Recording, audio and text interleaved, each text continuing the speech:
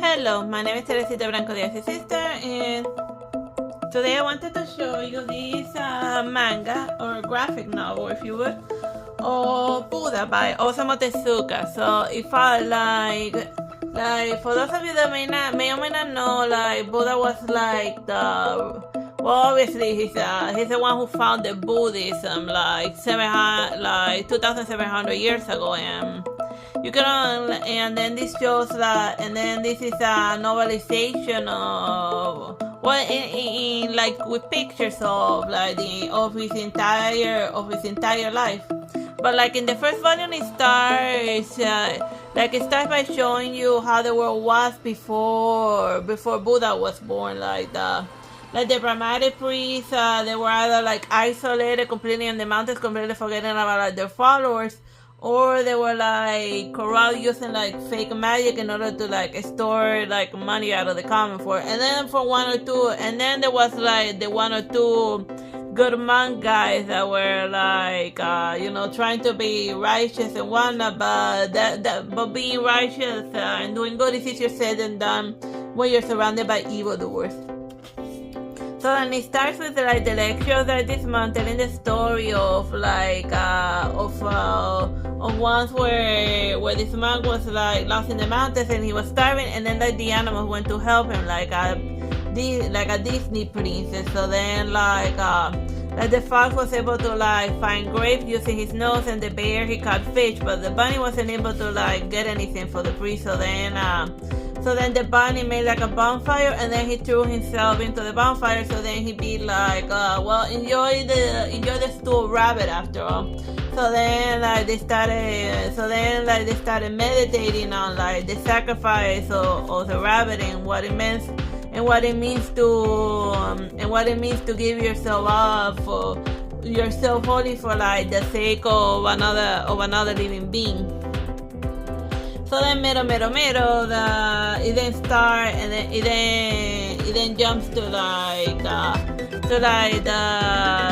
this Chapra character, and him dealing with his daily life, and then he eventually goes from being a slave to like being getting adopted by like a soldier guy who didn't have a son, but then he has to keep his low caste a secret. And then over here they introduce like the antagonist of this volume in specific. Well, he's just like a warrior guy doing warrior things, and I want to show you this page in specific because like it's hilarious, all of the crazy moves that like his horse can do. Like it's just a funny action scene, and then he ends up killing a snake that had eaten this little kid, and then he was like being wow.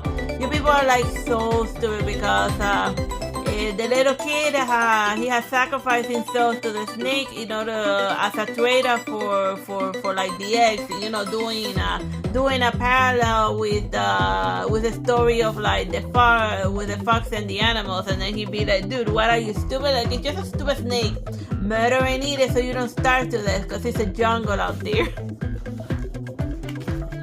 And then over here, Buddha, the baby Buddha's finally born. He finally but like he was born to a king. Like most people know Buddha as like the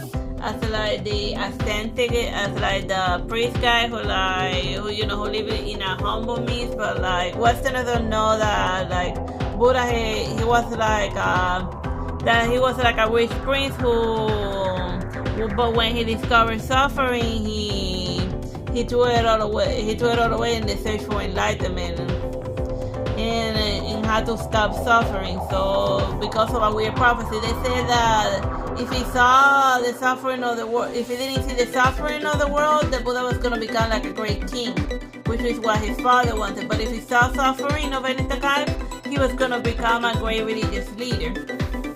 So then that's why in like the other volume he starts seeing the type of life that his father creates for his son, so that he never witnesses suffering, so that he can become a king to his people.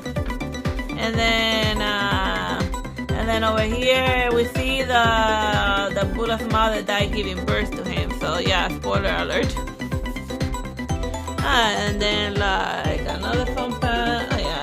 other fun panel, like the three wise men, just like the wise men, like Buddha also gets visited upon by like a wise guy. That he's the one that gives the prophecy of Buddha, and then he regrets that he's never gonna be, that he's too old in order to see what type of man Buddha's gonna become when he grows up. So yeah, so if you're interested in learning the life of Buddha, but don't wanna go to temple, and reading is like annoying and whatever, and you prefer like to get your information in manga format, then the Buddha by Osamu Tezuka is the manga for you, or graphic novel, however you want to call it. Bye bye and God bless.